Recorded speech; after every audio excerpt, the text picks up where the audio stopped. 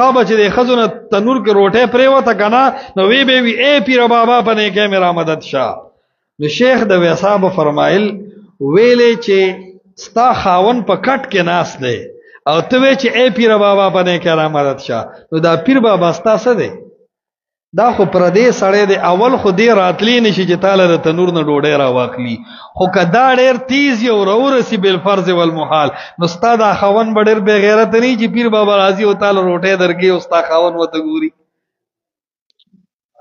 دا خو ښه د بابړو دله ورته وایي که څه شی ورته وایي، دا خو ښه جوخ دله دی دا خاوند دی بیا چې پیر بابا پردې سړی دی راځي او ستا ښځې له د تنور نه روټۍ راخلي.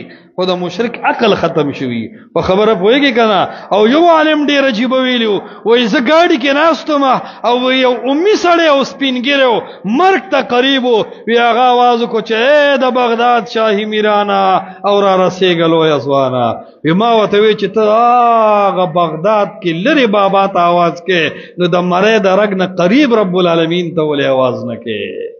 باب عبدالقادر جیلانی بابا نستا آواز اوری او نتالا را رسیدی شي، ستا رب تا سرا ستا آواز موری او تا ترا رسیم نو دا نزدې رب پرې دی او دا ډېر لري بابا ته آواز کې نو دا څه ډېره عجیبه خبره هم ده. او زه یاد ساتم مشاهده او عقل هم دا وایي چې اولیاء هیڅ نشي کولی او هر څه کوونکی الله دی.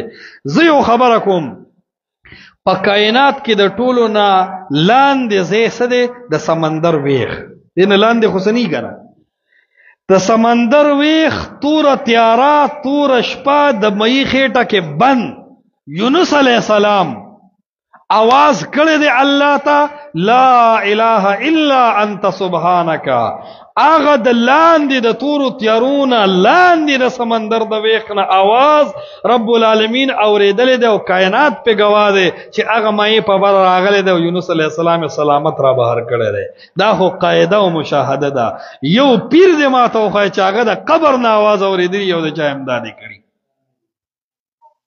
نو چې کله دا رب منلی شوی دی د عقل او د مشاهدې په لحاظ هم چې دی د سمندر ویخ کې اوري نو کم رب چې د سمندر ویخ کې پریدي هغه د پریخې دی او کوم چې د ځمکې د پاسه په جون باندې ژوندې د دیوال نشاته نه اوري هغه ته را مدد شوی.